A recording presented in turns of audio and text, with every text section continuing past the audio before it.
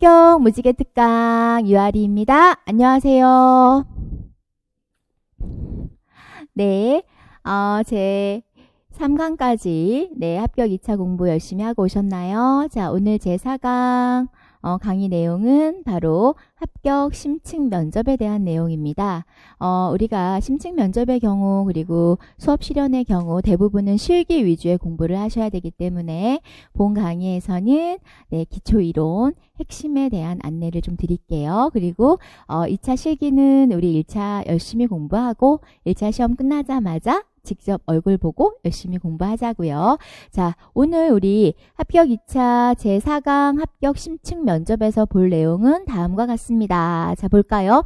시험 요강 먼저 들어가 있죠. 시험 요강 그리고 구상형. 우리가 면접에서는 두 가지로 크게 나눌 수가 있어요. 하나는 구상형과 즉답형으로 시험 문제를 나눌 수가 있습니다. 그래서 경기도와 그리고 대구에서 실시하고 있는 경기도의 경우에는 면접을 자소서로 자기 성장 소개서를 기반으로 시험을 채점하고 있고요. 그리고 대구의 경우에는 일반 면접도 있지만 도서에 대한 인문 소양 도서에 관련 면접이 있습니다. 그래서 해당 지역의 특성이 있는 면접 내용들, 기타 지역 변경된 면접 내용들은 별도의 강의로 안내를 드리고 오늘은 전국 공통으로 내용을 진행할게요. 자, 먼저 우리가 합격 심층 면접, 그러면 합격을 위한 심층 면접을 준비하기 위한 전략이 중요하겠죠? 그래서 전략에서 중요한 부분은 바로 맨 위에 안내가 되어 있는 시험 요강입니다. 자, 시험 요강을 준비하는 방법. 자, 우리가 임용 1차 시험 보고 나서 1차 시험을 대략적으로 11월 달에 1차 시험을 봐요. 1차 시험을. 그리고 발표는 한 달 정도 있다가 약 12월 경에 1차 시험 결과가 발표가 납니다. 그래서 합격자 발표는 이때 이루어지고요. 자, 그리고 한 달 정도 있다가 대략적으로 1월 정도죠. 1월 정도에 2차 시험을 우리가 보게 되죠. 그 이후에 이제 2차 발표가 이루어집니다. 그래서 2차 시험은 1차를 합격하신 분들만 시험에 참여할 수가 있어요. 자, 어렵지 않지요? 그래서 1차 시험과 2차 시험은 두세 달 사이에 이루어지고요. 그리고 발표가 나기 전 한 달 동안의 기간이 있어요. 그러니까 발표가 나기 전 한 달 동안의 기간이 있고 그리고 발표가 난 이후에 보통 2주 정도 대략 2주 정도의 시간이 좀 있습니다. 자, 그래서 한 달 동안의 기간을 공부하는 전략과 그리고 2주 동안 준비하는 전략은 차이가 있습니다. 자, 시험 요강을 우리가 활용하는 방법을 알려드리면 이 한 달 동안은 바로 전년도 시험 요강에 맞추어서 공부를 하시면 돼요. 그래서 시험 요강을 보면 어떤 내용이 있는지는 잠시 후에 설명드릴게요. 그리고 발표가 나서 이제 1, 2주 정도, 짧으면 1주, 길면 2주 동안 공부를 할 때에는 어떤 기준에 따라서 그렇죠. 해당 연도 시험 요강에 따라서 공부를 하시면 됩니다. 그래서 전년도의 시험 요강을 가지고 발표 난 이후에도 활용하기가 좀 어려운 이유는 언제 바뀔까요? 맞습니다. 공고가 1차 합격자 발표가 나는 12월에 일부 변경이 되기도 하고요. 물론 1년 전에 변경을 안내해 주기도 하지만 가장 직접적으로 변경된 사항을 확인할 수 있는 건 1차 합격자 발표가 나는 12월에 가능합니다. 그래서 합격자 발표 나기 전까지 그러면 놀고 있으면 안 되거든요. 자, 2차 시험은 언제부터 준비해야 한다고 3강에서 2강에서 설명드렸어요. 맞습니다. 1차 시험이 끝날 다음 날부터 준비를 하셔야 해요. 그래서 2차 시험은 시간 싸움이에요. 열심히 성실하게 노력하면 누구나 다 붙을 수 있습니다. 그런데 중요한 건 시간이 부족하면 붙을 확률이 낮아져요. 그래서 시험이 끝나자마자 1차 시험이 끝나는 예를 들어 2018학년도 기준으로 본다면 11월 11일에 시험이 끝났어요. 그러면 늦어도 2차 시험 준비는 언제? 11월 늦어도 하루 정도 쉬고 13일 정도에는 시작을 하셔야 합니다. 이때 확인해야 되는 게 바로 전년도 시험 요강이고 그리고 나서 한 달 동안 열심히 준비해서 12월이 되면 발표가 나죠. 한 달 동안 열심히 준비하면 12월에 이제 합격자 발표가 납니다. 그러면 합격하신 상태에서는 어떤 요강을 확인하죠? 맞습니다. 당해년도 시험 요강을 확인합니다. 그러면 왜 시험 요강을 확인해야 될까요? 학원에서 가르치는 대로 배우면 되지 않나? 아니면 대학에서 가르치는 대로 배우면 되지 않나?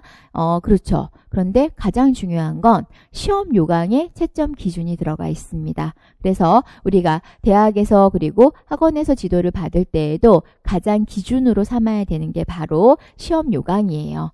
자, 시험 요강에는 시험의 절차가 들어가 있고요. 또 배점이 들어가 있고요. 그리고 시험에서 우리가 꼭 지켜야 할 규칙들이 들어가 있어요. 이러한 규칙들을 지키지 않으면 감점의 대상이 될 수가 있습니다. 그래서 시험 요강을 일단 가장 기준점으로 삼고, 그리고 심층 면접에서 면접을 잘할 수 있는 방법은 지금부터 들어보세요.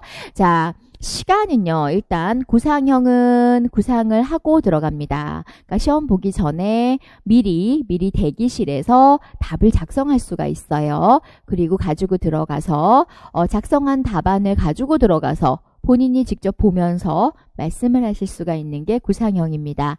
즉답형의 경우에는 미리 볼 수가 없어요. 네, 미리 보지 못하고 당일날 책상 위에서 파일로 확인하거나 아니면 책상 위에 문제가 붙어 있죠. 부착을 해놓죠. 그래서 당일날 입실해서 시험장 내에서 확인할 수 있는 게 바로 즉답형입니다. 그래서 구상형의 경우에는 오늘 강의는 전국 공통이기 때문에 일반화시켜서 설명을 좀 드리면, 구상형은 대략적으로 5분 정도 시험을 보게 되죠. 그래서 5분 동안 구상하고 구상 5분, 그리고 시험을 5분 정도로 진행을 합니다. 자, 그리고 즉답형의 경우에는 별도의 구상 시간은 없어요. 단 2분으로 시험 시간만 진행을 하죠. 2분에서 3분 정도, 네, 시도별 차이는 별도의 시험 요강으로 확인을 하셔야 되고요. 일반화 시키면 2, 3분 정도 시험 시간만 있지만 우리가 운영은 구상과 시험을 별도로 운영을 하셔야 돼요. 자, 먼저 구상형 먼저 설명을 좀 드릴게요. 자, 구상형과 즉답형 공통적으로 우리가 확인해야 되는 건 문제의 경향이죠.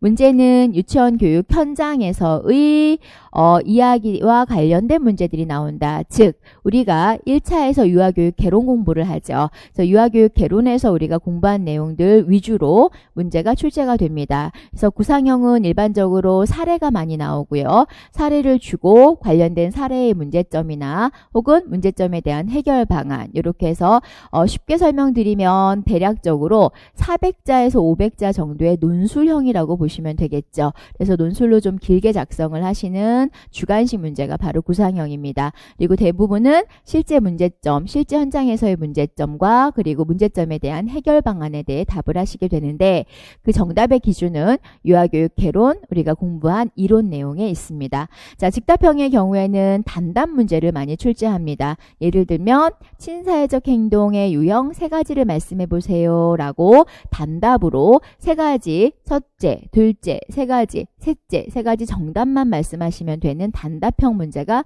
주로 즉답형으로 출제가 되고 있는데요. 자, 즉답형의 경우에도 역시 기준이 어디에 있을까요? 정답의 기준은 바로 맞습니다. 그래서 문제와 정답의 기준이 모두 다 유아교육 개론에 있다라고 생각하시면 돼요.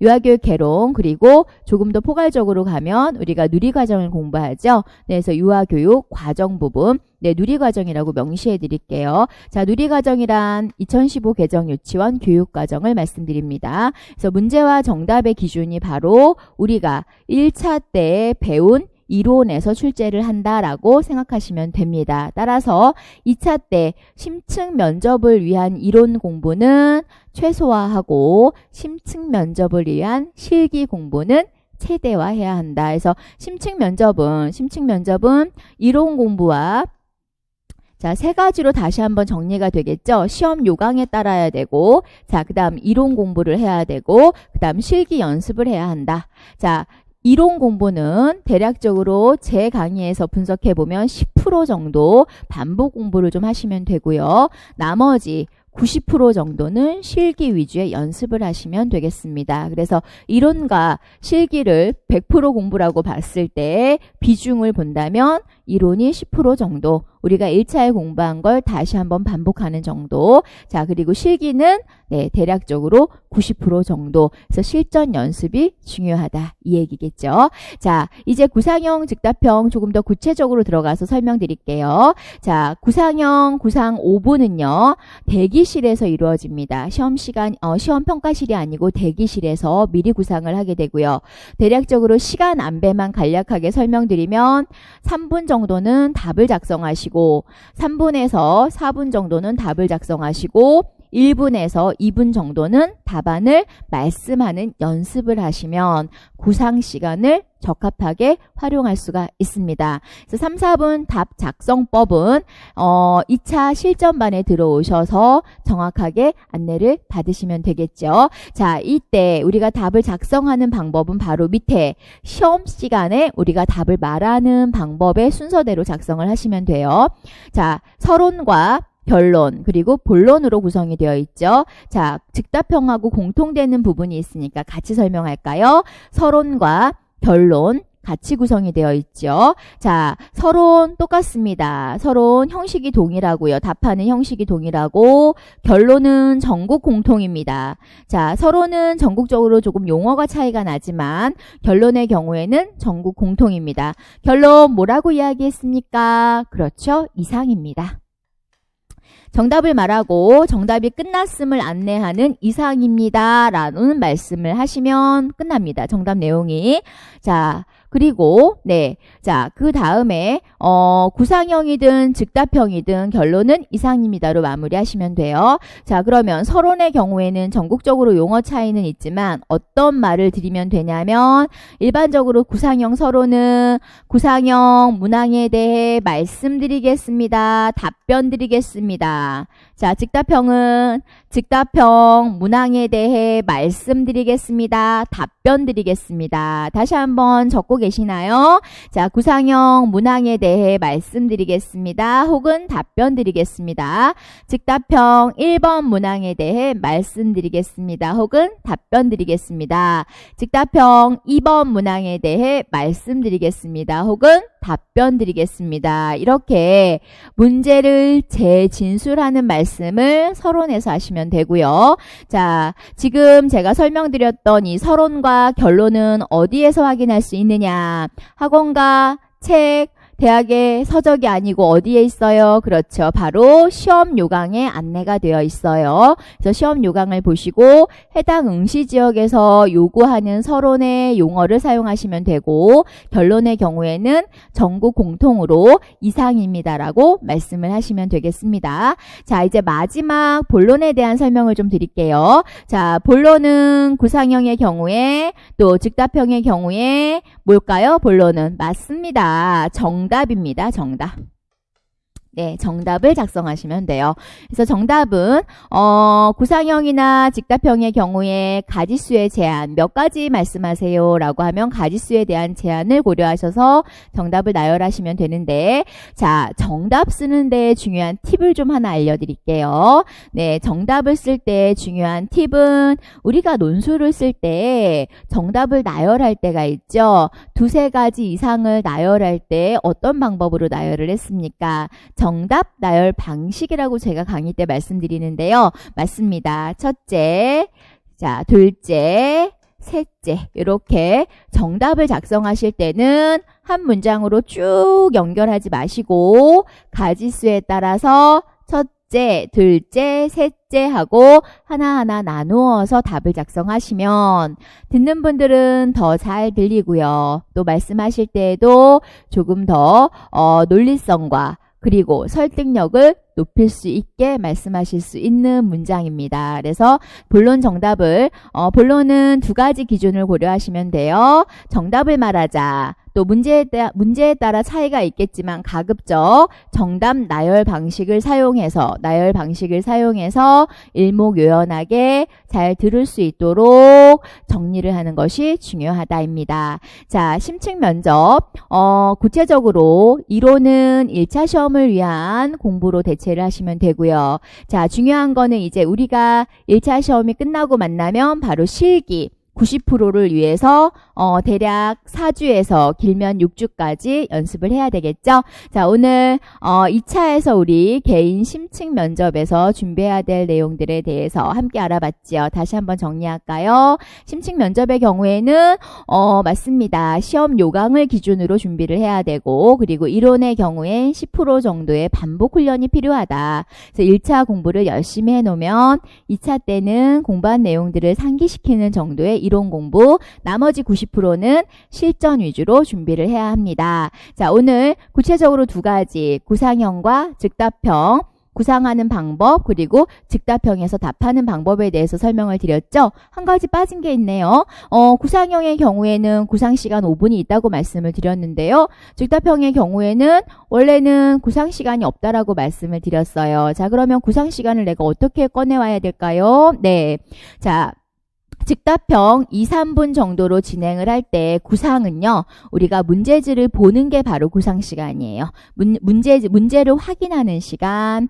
즉답형 문항에 대해 답변하세요. 그러면 네 하고 말씀드리고 이제 문제를 보게 되죠. 그 문제를 보는 시간이 바로 구상 시간입니다. 자, 이 구상은 어디부터 어디까지 문제를 보면서 서론부터 결론까지 마무리하면 구상 시간이 끝나요. 그래서 2, 3분을 잘 활용해서 문제를 충분히 보는 시간을 활용하시고, 그리고 문제를 보고 구상하는 방법은 머릿속으로 쓰지는 않지만 머릿속으로 서론, 본론, 결론을 외우는 거죠. 외워서 정리해 놓고, 그리고 나서 정답이 다 완성이 되면 문제지를 덮고 혹은 얼굴을 들고 정면을 바라보고 즉답형 1번 문항에 대해 말씀드리겠습니다. 그리고 정답 말씀드리고 마지막 이상입니다 하면 구상과 그 다음 실전 시험을 병행하는 예가 되겠습니다. 그래서 구상은 언제 구상이 가능해요?